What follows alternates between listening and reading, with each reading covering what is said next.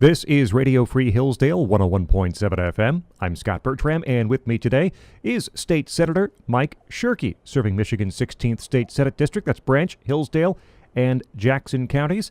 Senator, welcome in. Thank you, Scott. It's always nice to talk with you, sir. And, now that it's 2019, I suppose we should mention as we start, Senate Majority Leader. The new job officially has started. Indeed it has. It's already affected my free time in a not-so-nice way, but that's what I was expecting that, at least for the first few weeks and months.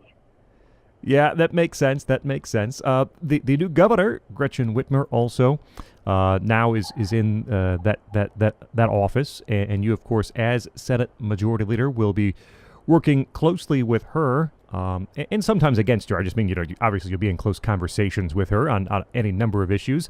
I wanted to just kind of get your temperature. I mean, this I would imagine you've talked to her in the past, but this is her as governor. What's your impressions as you have your initial conversations with Gretchen Whitmer as the new governor of Michigan? Well, to be perfectly honest, we've only had one one-on-one meeting. This week is our first, quadrant meeting, where we're meeting together with all the leadership in both chambers. And so this will really be the inaugural process of learning how to work together. My observations so far, there have been no surprises. She is pretty energetically using the executive directives tool and announcing some things over the last week and a half or so that trying to affect the way the executive office and the departments work. Some of them I question a little bit in terms of whether they were needed, and others that are referencing how contractors who supply and serve the state need to also adopt those principles. And I think that might be a bit of a stretch, so we're doing some analysis now to see if that's outside of her constitutional authority. But for the most part, there were no huge surprises there. So it really begins in earnest this week. Now, clearly, there's a party difference between Governor Whitmer and former Governor Snyder, and that's a big difference. But in terms of how you think that you'll be interacting with her and discussing legislation, what do you think the biggest difference is going to be, I guess, outside of that party difference, which is big, of course? Well, there's no surprise that, I'm on a scale of conservative to liberal, and that doesn't mean bad and good, it just means different. I tend to think conservative is better than the opposite, but others have a different opinion. I'm on one end of that scale, and she's on the other. And so we'll have to be especially alert to areas where we can find ways to bridge those differences and find respectful ways to resolve differences that we can't bridge. And so I believe that that really should be the tenor of our first few conversations, is talking about process. And I'm expecting to fully engage in that this week.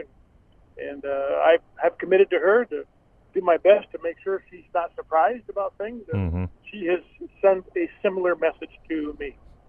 State Senator Mike Shirkey with us here on Radio Free Hillsdale, 101.7 FM. Scott Bertram with you. In my classes here at Hillsdale College, we talk often about FOIA laws, Freedom of Information Act requests. And we know, my students know, that Michigan's state government is one of only 2 states in the country that do not apply FOIA rules to all of its elected officials. I know there is some new bills dealing with that particular topic. What might they do, and what's your initial thought on the possibility? I have been a big supporter and a hawk, frankly, on transparency for the first day I ran for office.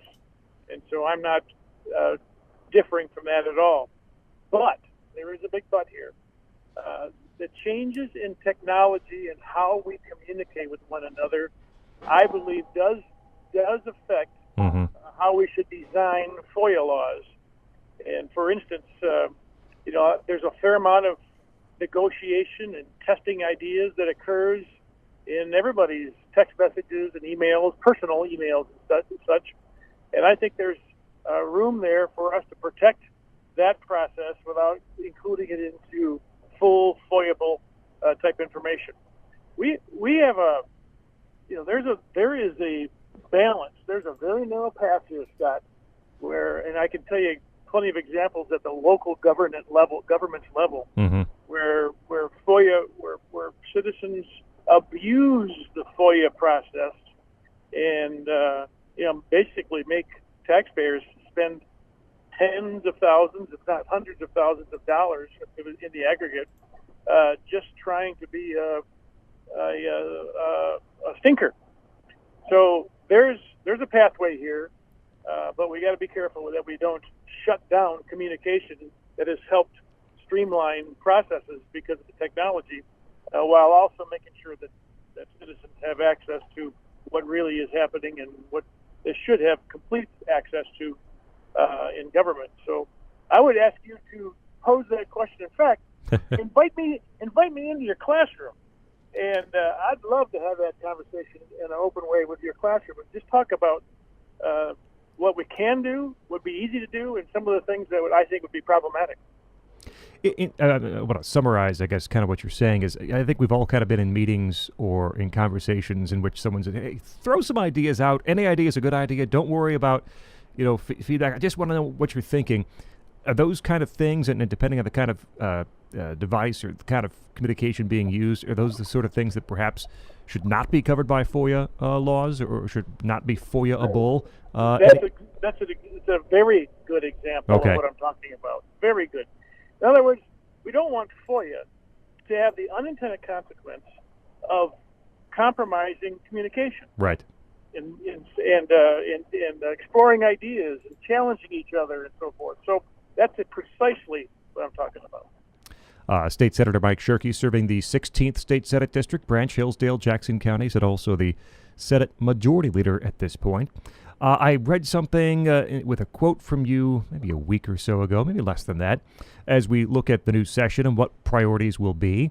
And once again, it appears that perhaps auto insurance reform will be a big priority for the Senate. And we've discussed this before, Senator. It's a frustrating issue for some of us because it's an issue in which everyone knows what the problem is, and I think the solutions are fairly well vetted by this point, and action continues to be delayed. What are your hopes for this coming session and auto insurance reform? Well, first of all, I don't think it's just a responsibility for us to wrestle this guy to the ground, but I think it's an obligation. Virtually every person who ran for office this time, and especially those that were successful, concluded that the information and the exchange that occurred at the doorstep when they were doing doors and meeting potential voters is that across the state, it's a grassroots, fundamental, visceral grassroots issue, and that is the high cost of our auto insurance in Michigan. The high cost of auto insurance, though, is a symptom of a problem, not the problem. And to your point, this is another lesson I've learned over the last 8 years. It's fascinating to me how businesses change their business to adapt to laws that are being passed, that have been passed. And this is a classic where we have businesses, both on the insurance side and the provider side, who have developed very highly refined business model practices to be successful in an environment of auto no-fault laws that Michigan has. And for us to fundamentally change that, they're going to be required to change their business models. And as you know, one of the hardest things to do is, for businesses is to change their business models. And that's why, heretofore, it's been difficult to get fundamental material changes made in insurance because they're so deeply entrenched business models. And that's what we have to get comfortable doing is getting folks to change their models. Senator Mike Shirkey, I wanted to mention this too before we go. I know that the governor, Governor Whitmer, is one of her main messages on the campaign was, fix the roads, let's get it done, let's fix the roads. I just have to tell you, I just went over just after New Year's. We drove from Hillsdale all the way up to Midland, Michigan. So, not exactly the whole state, but a good portion of it. And I have to tell you, every road we drove on was at least the bottom quality was adequate. Like, it was fine. It was a fine road. We drove on some roads that were absolutely pristine. Most of them were very good to perhaps even excellent. So I don't doubt there's some road problems across the state, but is this problem perhaps quite as pervasive as some believe? Well, there's two dimensions to it. One is roads, and the other is infrastructure. And I do believe we're well behind on some of our infrastructure, bridges and so forth. But you're correct. We've been spending a lot of money the last 5 years on roads in addition to what we typically spend.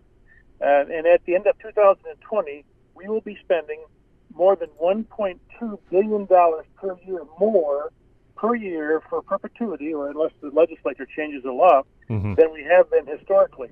And so I maintain that we shouldn't, it's okay to assess our options going forward if we conclude that we need to put more money in. But right now, I don't think we should do anything other than let the law that we passed in 2015 come to full bloom, and then take a look at, okay, what has it resulted in, and where do we need to tweak it? And the other dimension, the other thing that I think is, this is hard. This is as hard or harder than insurance reform, and that is reviewing our Public Act 51, which was named that because it was developed in 1951, and that is what defines and determines how money going into government for roads gets distributed in myriad of ways.